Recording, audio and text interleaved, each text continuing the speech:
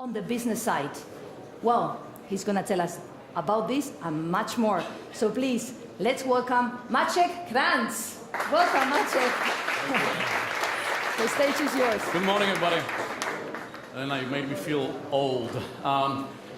Anyway, let's spend the next 18 minutes or so talking about my favorite topic, Internet of Things. So just a quick show of hands. How many of you have not heard about Internet of Things?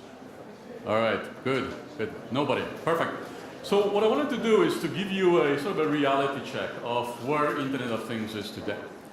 If there's one message that you get over the next 18 minutes is that IoT is not just a vision of the future, it's not just big predictions from the analysts. It is here and it is now. There are actually tens of thousands of companies across the globe that implement IoT today to improve their operations and to transform their businesses. But let's start with the basics. So IoT basically is about everything getting connected.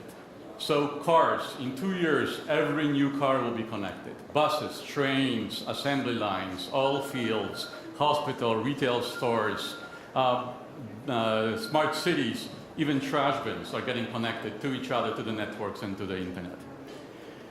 When you think about the first wave of internet over the last 25 years or so, the main purpose of these connected devices that we are so addicted to today, the main purpose of these devices is to give us people access to each other, access to the data, access to the online processes. The main purpose of IoT devices is very different. Their job is to generate the data. And then we can analyze the data. We can then transform this data into solutions that can drive business outcomes. And in some cases, IoT systems actually execute on the decisions based on these data. But it's fair to say that over the last, especially 5 or 6 years, we've been surrounded by IoT hype. So I don't know if you've seen it, but Gartner actually had IoT on top of their hype curve 2 years in a row. And we've seen huge projections from the analysts, tens of billions of devices getting connected, and trillions of dollars that all of us will make as a result of IoT. And if you go to a consumer electronics show, you would see connected fridges, connected toasters, and all kinds of strange things. But the reality is, as Helena mentioned, that IoT is happening primarily in the business setting. You know, I worked with many organizations over the last 14 years in all walks of life, in manufacturing, in retail, in healthcare, even agriculture. And if I talk to them about their first IoT project, it is fascinating that most of these projects actually fall into 4 different categories. And they are connected operations, remote operations, or remote asset management and monitoring, predictive analytics and preventive maintenance. Let me give you a few examples. So connected operations, Harley-Davidson, an iconic bike manufacturer.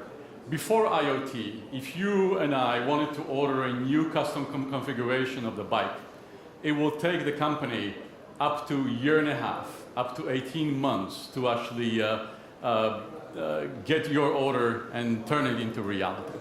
With Internet of Things, when they connected all of their processes on the plant floor and across the enterprise, they reduced this time from 18 months to 2 weeks. Remote operations, largest container ship company, Maersk, they used to lose roughly $1 billion per year by shipping empty containers. By using sensors and on all of these containers, and connecting the sensor information to their information system, they were able to reduce this waste dramatically by being able to see on a per container basis whether the container is full, half full, or empty. General Motors and Fanuc, a robot manufacturer, they connected roughly half of Fanuc's robots to their networks in the General Motors facilities. And in the process, by analyzing the data coming from these robots, they were able to anticipate and prevent roughly 100 stoppages over the last 2 years alone in their plants. And each of these stoppages on a system-wide basis would cost the company up to $2 million per occurrence. And last but not least, the preventive maintenance. Lots of examples there, but my favorite is open pit mines, where there are these huge dump vehicles going around these pit mines. And every time this vehicle actually breaks down, it costs the mining company $2 million per day in lost revenues. And it may take days or weeks for them to identify the problem, fix it, and get the vehicle back in production. And again, with preventive maintenance systems, they were able to anticipate roughly 80% of potential failures up to 3 months in advance. So hopefully you're starting to get a feel for how Internet of Things is being implemented in the organizations today. And I can talk about the examples all day. But what are some of the lessons learned? The first one is dream big, but start small. You're actually embarking on a transformation of your company. You're not just implementing a technology project. So you need to think about it as a journey and a continuation of efforts, probably for 5 or even 10 years. So you have to start small, show success, convince the naysayers and everybody within the company that yes, we can do it, and bring all of these folks together. Second big lesson learned and the best practice is make sure that you have a CXO level sponsorship. For the same reason, you're transforming the company, so you'd better have CEO or COO or somebody high up in the organization to support your efforts. And then thirdly, build a coalition of the willing, both within the company and externally. As you can imagine with IoT, because it's a sort of early technology and we are doing a lot of trials and errors, there have been many mistakes. And maybe one of my favorite ones is when organizations actually focus on implementing technology and technology solutions in isolation from the business process. Let me give you a simple example.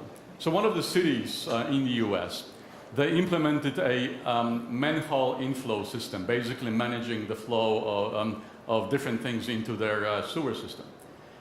The system was working as designed, but the company did not see a return on investment. Why? Because they forgot that there was a business process on top of the streets. Basically, there were sweepers going in and sweeping all kinds of stuff into the manholes and clogging the system. So once they thought this through, they basically corrected the problem and the system worked as designed.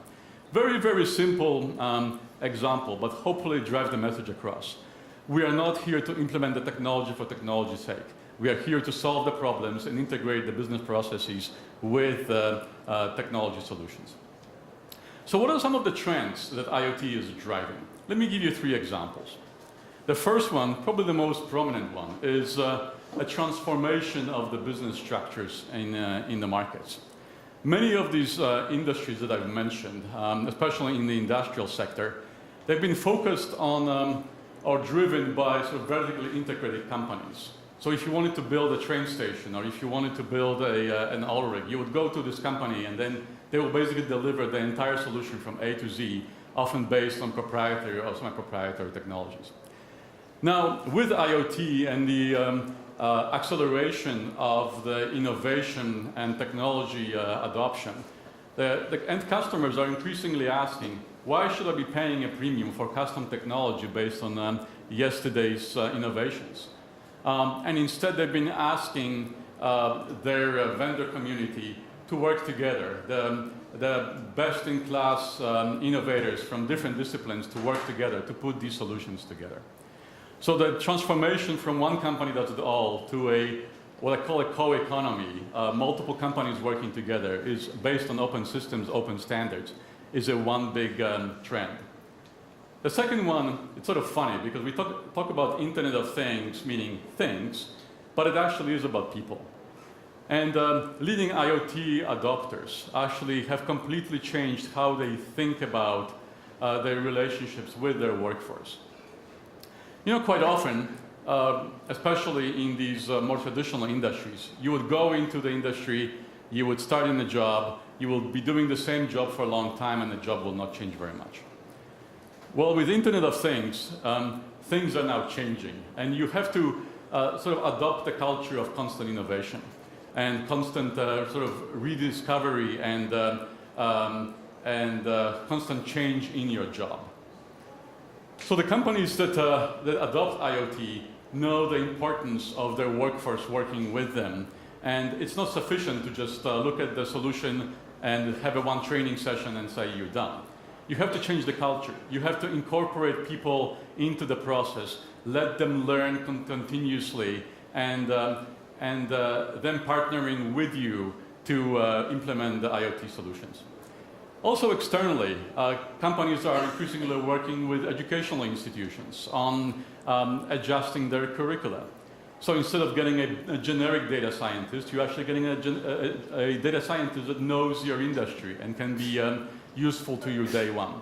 Of course, apprenticeships is another good example. So, and the third sort of big trend driven by IoT is around the business model. So now that you're getting all this data coming from all these sensors and actuators and all the end devices, you now can make intelligent decisions about your business model. And as a result, a lot of companies are now shifting from the product to service-oriented business models. So instead of, let's say, building a new assembly line or building a new plant, they can just rent the capacity that they need. And obviously, the results are going straight to the bottom line. So here are the key trends. But of course, any IoT discussion will not be complete without talking about security. You know, I remember a couple of years ago, I was at the Hanover Fair, the largest manufacturing automation show on earth. And at that time, the prevailing approach to security in this industry was what I call a security by obscurity. I hope I'm not connected to the internet and thus I'm secure. Well, in the process, a lot of the customers found out that this was actually, so they were living in denial, that they actually had a lot of connections going into their plants, whether they were by the contractors or vendors. And also some of the use cases that I've mentioned and examples actually require the data to flow from the plant to the enterprise network all the way to the cloud. So the industry has evolved dramatically from this sort of a denial approach to now taking a comprehensive policy before, during, and after approach to security. The industry has asked, companies have asked the chief security officers to extend their security architectures to cover now the operational technology areas. If you look at some of the studies, for example, Verizon would tell us that roughly 70% of cyber attacks in this sort of IoT domain actually leverage known vulnerabilities, meaning things that we know are broken and we know how to fix it. Whether the patches already exist or fixes already exist. But it's fair to say that over the last year, as we started to see increasingly IoT cyber attacks, these attacks served as a wake-up call for the industry. So until recently, most of the security vendors actually underinvested in IoT security. And now with all the visibility in IoT denial of service attacks and so forth, we have pretty much all the major security vendors investing in IoT security now. But I think that one of the things that is key in IoT security is that it is everybody's responsibility. Yes, it's vendors, and the vendors are getting together, like with Wi-Fi 15 years ago, working jointly on standards, interoperability, and certifications, working on educating the end device manufacturers. So for example, educating them that putting a default name and password is not a smart thing to do. But it's also businesses, as I mentioned, moving into a comprehensive approach with architectures. It also is employees, training your employees and on sort of the basics. If somebody is tailgating you coming into your data center or to your plant, know that it's not allowed. And it's us as end users. If we actually connect a camera, let's say in our child's bedroom, let's make sure that there are no default name and passwords embedded into this device. And last but not least, it's standards. And we're making some good progress there as well, both in horizontal standards with the evolutions of standards like Ethernet and IP to adjust them to the IoT requirements. Vertical standards, we're working hand in hand, IT organizations and vertical players to evolve their legacy systems into open systems, and consortia like Open Fog Consortium, driving the what I would call Cloud 2.0 from centralized cloud architectures to distributed cloud architectures. So overall, if I look at state of the IoT, I would give it overall the grade of maybe B or B+. A lot of progress, a lot of adoption, but still a lot of work to do.